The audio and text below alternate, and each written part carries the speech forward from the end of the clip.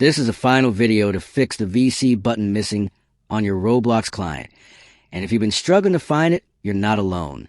Many players notice their voice chat button disappears after updates or settings changes, which happens because Roblox sometimes resets permissions or hides a feature if your account isn't fully verified. Most solutions on YouTube or social media are long, confusing, and full of steps that don't work. But on Rexish, I'll show you a simple trick that brings a VC button back instantly.